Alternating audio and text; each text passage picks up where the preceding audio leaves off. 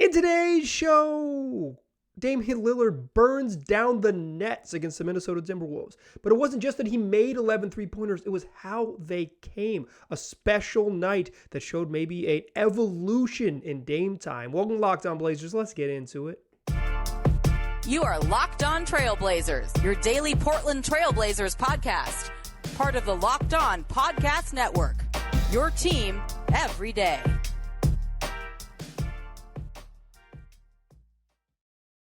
What up, world? It's your past first point guard and Trailblazers reporter, Mike Richmond. You're listening to another episode of Locked On Blazers, part of the Locked On Podcast Network, available wherever you get podcasts and also on YouTube. Thanks for making this show your first listen every single day. Free on all platforms, 5 days a week, coming at you every single weekday. So why don't you make it a part of your daily routine and make it your first listen? It's Locked On Blazers, your team every day. Today's show, we're talking about Damian Lillard because he went nuts. Set a record for most three-pointers made in the first half, tying his own record of 8 threes made in a half. Tied his own franchise record for 11 threes made in a game. If the Blazers hadn't been beating the snot out of the Timberwolves, he would have had a chance to break the NBA's all-time record for made threes in a game. Helped the Blazers get that sweep of the Timberwolves in a 2-game series. Didn't even play the fourth quarter. He was absolutely magic. And I don't even think that it's just that he had his 38 points, as how he got him. I want to talk about the how in the second segment because it's meaningful for both tonight and moving forward for the Blazers. I think the way Dame went about torching the T-Wolves, and boy did he torch them, was really meaningful. And then we'll close with some news and notes. Gary Payton mini health update, and Greg Brown, the third back in the G League. We'll talk about who's not going with him. But first, let's do what we do on this podcast. It's the fastest recap in the West. The Blazers win 133-112.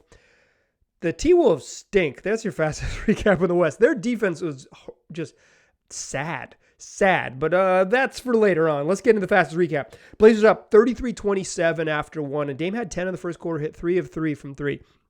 In my notebook, I'm like, hot start, nice little start from Damian Lillard, aggressive early, making three-pointers. Look at him go. Boy, was I wrong. Because he was about to get a lot hotter. Blazers up 6 in the end of the first quarter, and then they went nuts in that second quarter when Damian Lillard scored 17 points, hit 5 3-pointers. He started 8 of 9 from 3, made 8 of his first 9 3-pointers, hit 5 in that second quarter, finished with 16 in the quarter, and the Blazers take a 70-59 lead at the break. T-Wolves were it was a pretty nice shot making. Like D'Angelo Russell was making shots, Jalen Noel was making shots. Like they were, T-Wolves were hanging around for the first 2 quarters, but Dame was magnificent. 27 points and a half. Like he's got in the first half 27 points on 9 of 13 shooting and 8 of 10 from 3. He's got 8 threes, which ties his own record for made threes in any half. It's the Trailblazers franchise record for most made threes in a first half. Like he's not going to do it twice, but he might. Like, that's how good he was. It was just like so special. And 70, the Blazers, they're high in the first half of this season, on pace for $140. They would have scored 140 if they'd had to play their starters down the stretch. Like they didn't really. The fourth quarter was a formality because of the way the game went. Blazers would have scored $140. Third quarter, they really put this game away. Briefly, the T-Wolves cut it to 10. And the Blazers just ripped off a double-digit run, 11-0 run, and pushed it even further from there. They led 106-84 after 3, a 22-point lead. Dame had 11 more points in the third quarter, and Chauncey Billups left him in the game until there were 30 seconds left in the fourth quarter, a little bit longer than he usually stays in third quarters, to allow Dame to chase the record. 14 threes by Klay Thompson is the most made threes in a game. And Dame missed his final couple looks at it. He missed a deep pull up. He missed a catch and shoot, pretty wide open catch and shoot in transition that Justice Winslow set him up for. Like, in some ways law of averages, but he also got hit in the thigh with about midway through the third quarter, and he missed some shots after he got hit in the thigh. So maybe he's just missing just the tiniest little bit missing your legs. You can't ace 32-footers like he can, and Damian Lillard can ace some 32-footers. He's really, you've heard of him. He's really special. So through 3 quarters, Damian Lillard's got 38 points. He's made 11 of 17 threes. He would have had to be close to perfect. Like not too many dudes have had these games where you hit. Dame has had so many. He's had more games than anyone else in the league where he's made more than 10 threes on less than 20 attempts. He just goes nuts. It's really special. Steph Curry's in a land of his own with 9. He has 38 games of 9 or more made threes, or 8 or more made threes rather. Damian Lillard is second with 11. Like it's Steph's on another level, but Dame has these heater moments where he just gets hot and the volume is a little bit less. Nobody has these efficiency type games like Dame. It's obviously like kind of an arbitrary number. Curry's wild. Curry's in a class of his own, and then there's another subclass, and it's Damian Lillard. There's nobody like him except for that one other dude who there's nobody like. It's just rare air. Dame through 3 quarters, 38 points, 11 of 17 from 3. He's just played 29 minutes, and the question is, are you going to come back in the game? Are you going to come back?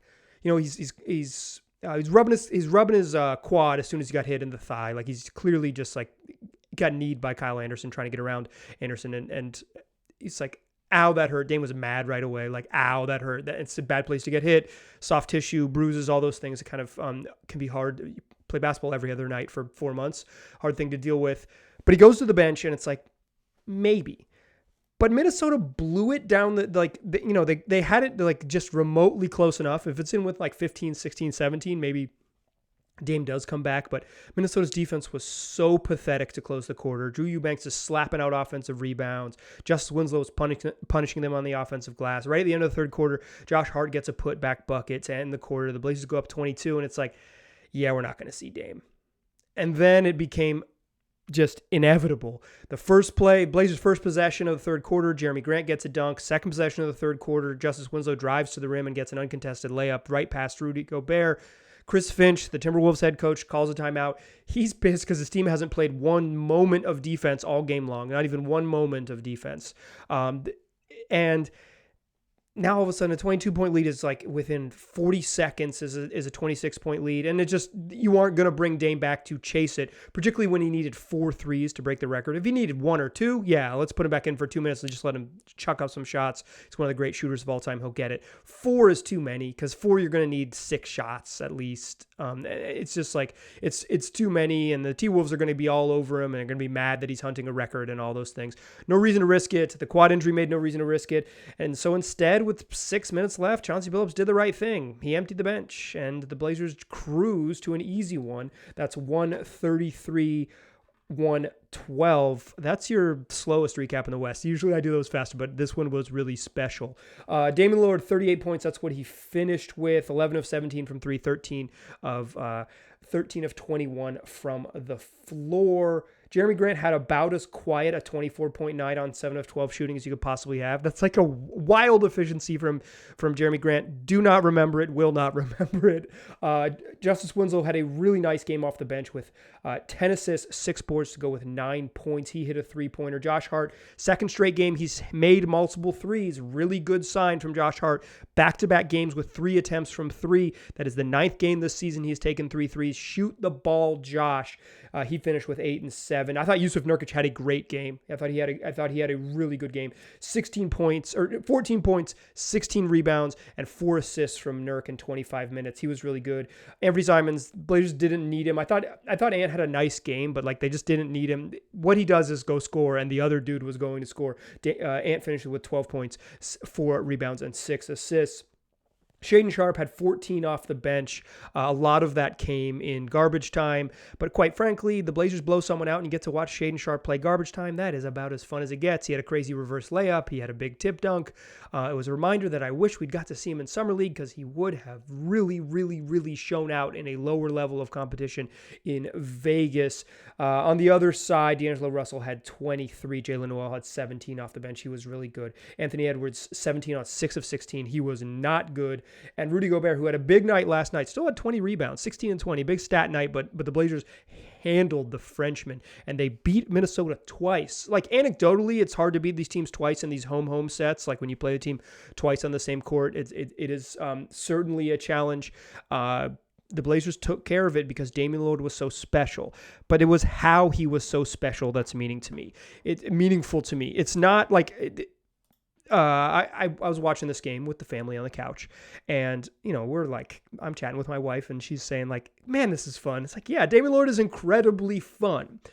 But to me, like, I'm gonna watch and enjoy Dame because I love basketball, and Dame is just dude's a treat. Like few people on earth can get as hot as he gets, and then it's when he gets going, it's like this one's going in, and I know it. But it was the how that Damian Lillard did it that was so special. He did it off the ball. Off the ball. 8 catch and shoot 3-pointers in this game. Let's talk about why off the ball Dame, the magic of off the ball Dame matters. That's what we'll do in the second segment. But first, I want to tell you that this show is brought to you by Prize Picks. It's daily fantasy made easy. I use the app, but you can also go to prizepicks.com. I like the app because it's clean and easy to use, and you can make your selections in under 60 seconds. But prizepicks.com will get you there if that's how you want to do it, if you're not a mobile user. The picks, here's how it works. You're picking between 2 and 6 players, and you are just selecting if they're going to go above or below the projections set by Prize Picks. I play NBA, so we're talking points, rebounds, assists, and things like that. They got other sports too. They got the NFL while it's still rolling along. You can play golf. You can play tennis. You got college basketball for men's, both on the men's and the women's side. You're going to find everything you're looking for on Prize Picks, every game.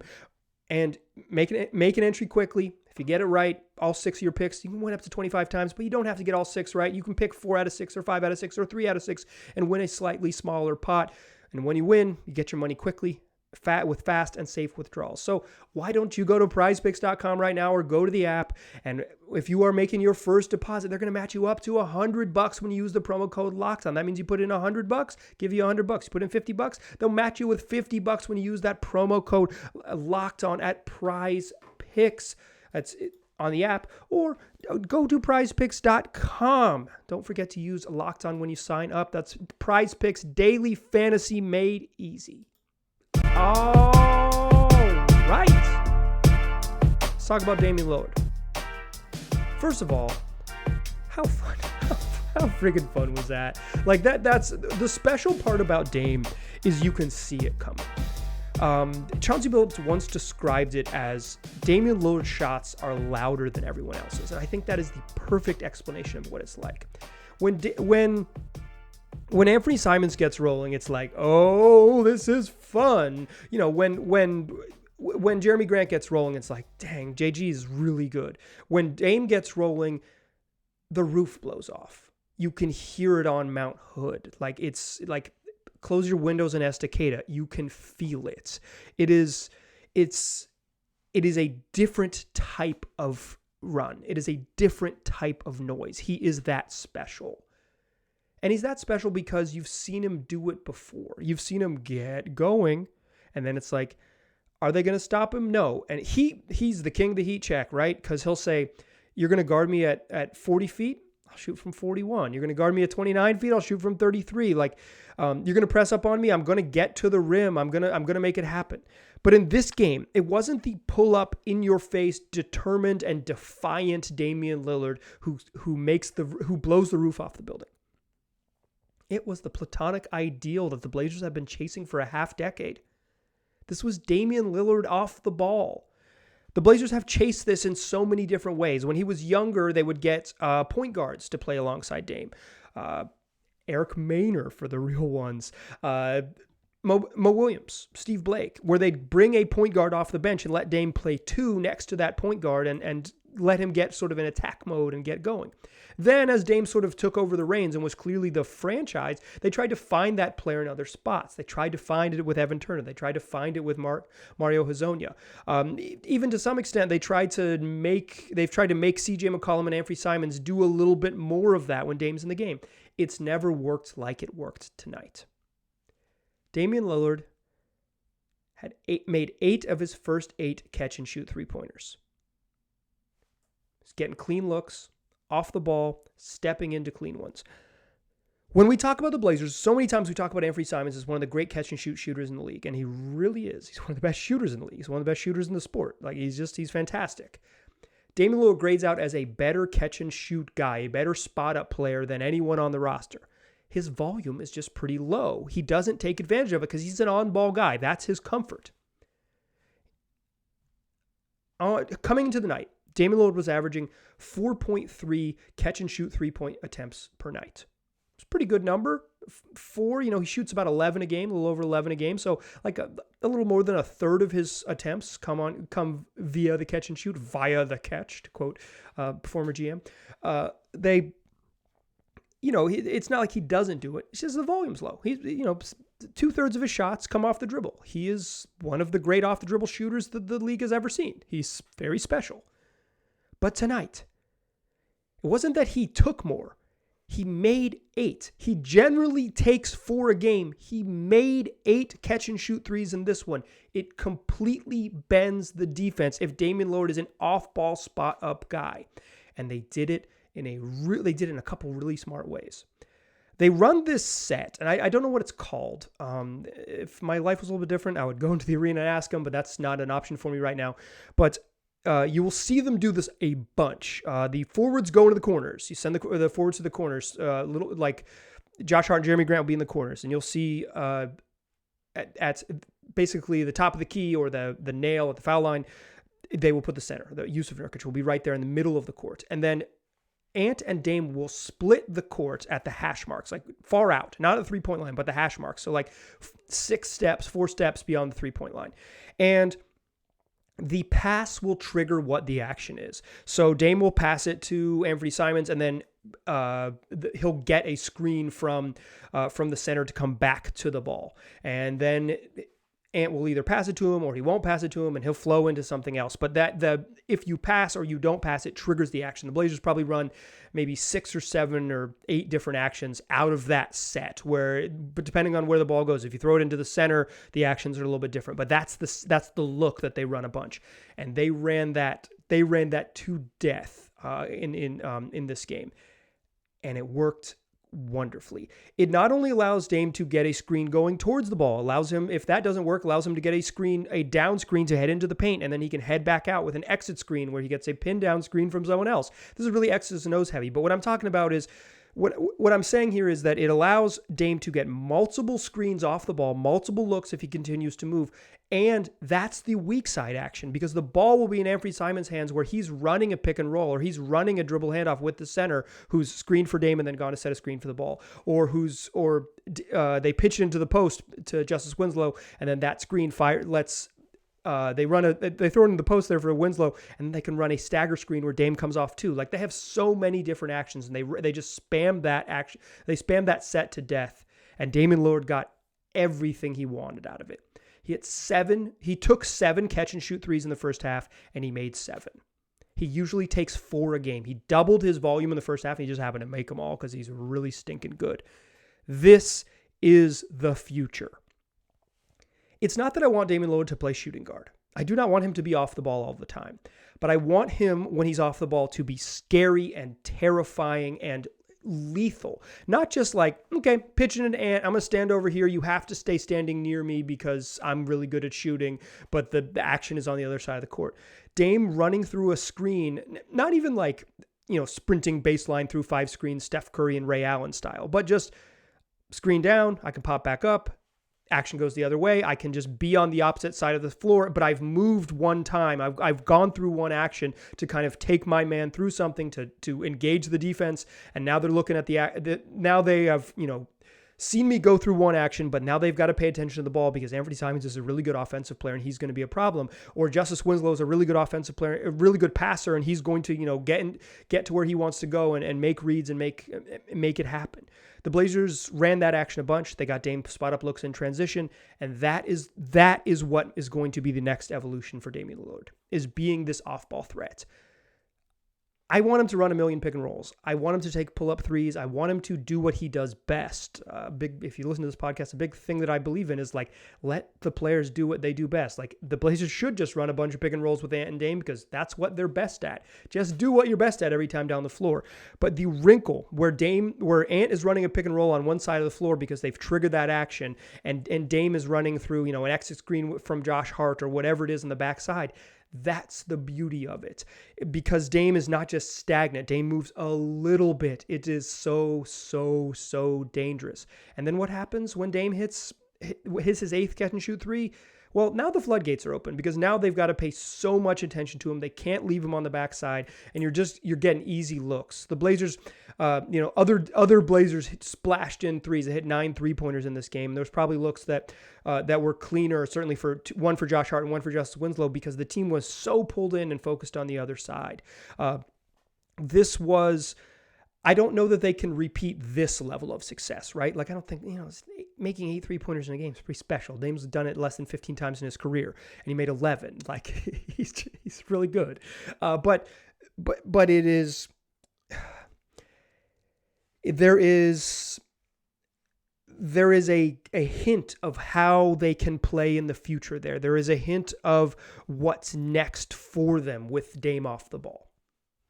Get him off this was as good as it's ever looked. So like, this is the peak, right? So I'm talking like somewhere a couple steps down from this is the expectation moving forward. But I think Dame seeing this happen where he gets off the ball more and he lets Ant go for it. He lets Justice Winslow initiate some stuff. They throw into the post to Jeremy Grant, to Josh Hart, to Yusuf Nurkic. Let those guys initiate things. And Dame is lethal as a catch and shoot option opposite the ball, or moving from the weak side to the strong side to come get a catch, or sprinting in transition as they push. The Blazers are 28th in pace this year. You push a little bit more often and get Damian Lillard some catch and shoot looks in transition. You are terrifying.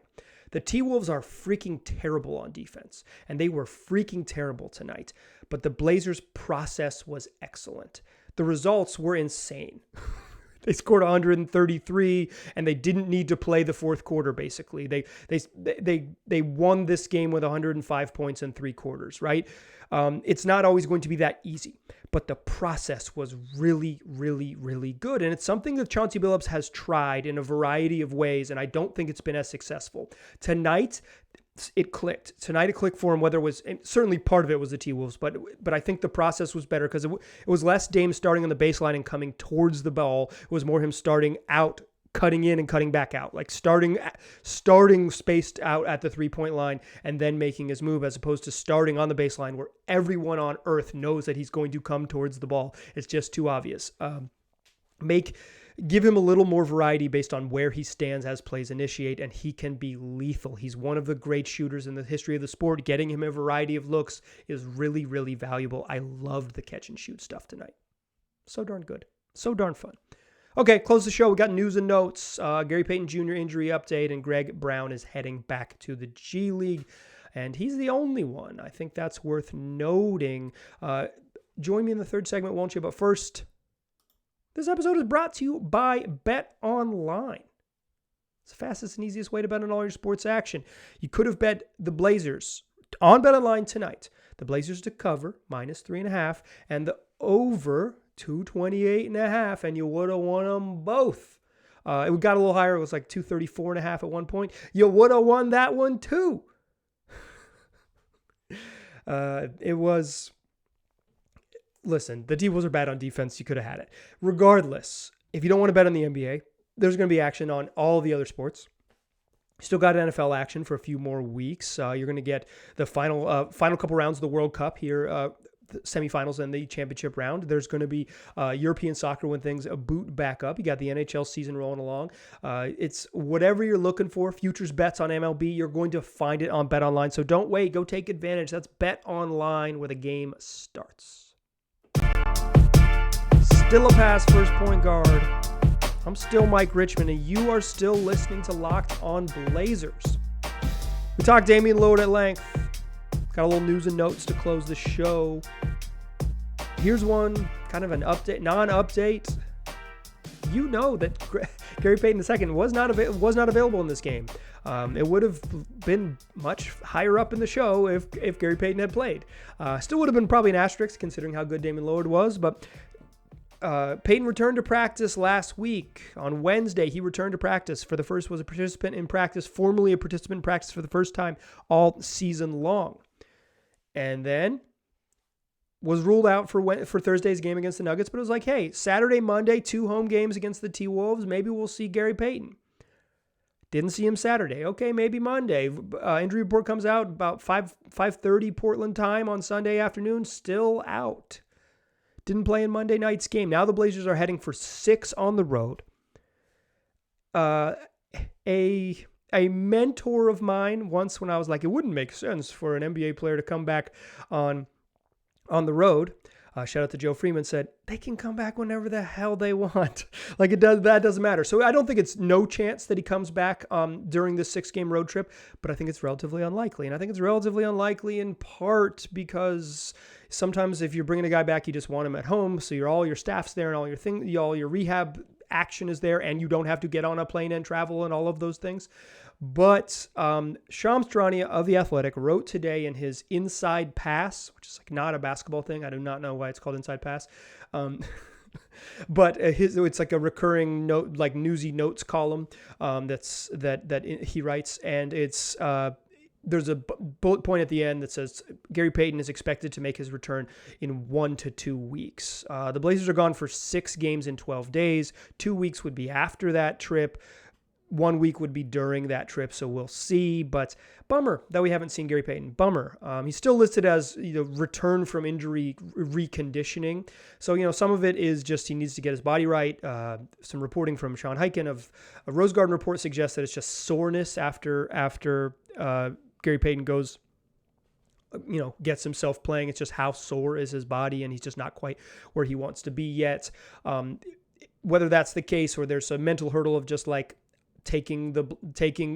going full throttle for as long as he would need to play in an NBA game, or it's a combination of several different factors. No Gary Payton yet, and it's a bummer. It's just you want to see him play, and then there's it's going to take some time to reintegrate him into what the Blazers want to do and figure out where he fits and what he can do. He's a weird player. Like he's not like just he doesn't have a position. His position is very good defender, but like it'll take some time just to integrate him into the lineup and all those things.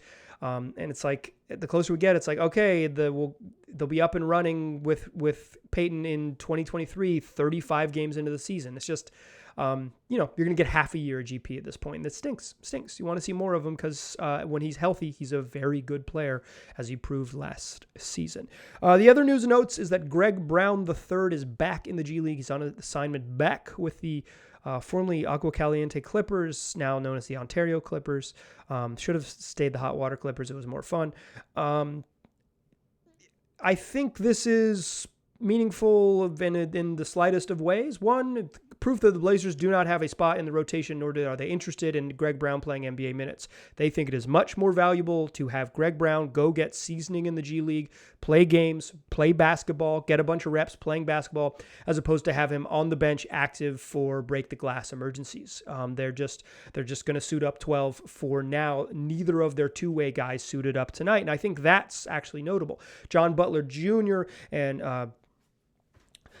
and Abu Abaji, neither of them, Abu Baji, neither of them are down in the G League. Two-way guys can go down on flex assignments. Back in the 2016-17 season, Tim Quarterman, a Blazers two-way guy, played 21 games in the G League. As a bunch of G League games. Quite frankly, I do not remember Tim Quarterman playing 21 G League games, but I looked it up. That's a bunch. Who knew at the time? The league rules have changed a little bit about how two-way players work since that season. So, there's less incentive to send guys down. Also, the way the flex assignment works is you don't just get to say, if the Blazers don't have a G League team, which is just like a problem for another day, but like they don't have a G League team. So to send guys to the G League team, you say, hi, we would like to send X player down to the G League, and the teams that are the G League teams that are affiliated, they decide whether they have a spot for you and whether they have interest in you. And then you kind of decide, okay, what would your role be? How many minutes are you going to get? And the Blazers and the G League teams that are interested in accepting their players via the flex assignment kind of work out an agreement. But the G League teams get to make a claim. The Blazers could do that with Abu Baji and John Butler, but they wouldn't necessarily be playing with Greg Brown. They wouldn't be playing with each other. And I think the Blazers think it's probably more valuable for two-way guys to be in the system, work out with their players, work out with their coaches rather, kind of learn the ropes, learn what NBA life is like and go from there. Whereas Brown has, he's had a couple years of seasoning, and he just needs reps. Like he just needs to play basketball, and there is not, he's not going to play. If he's on the team, clearly he's behind Jabari Walker in the pecking order.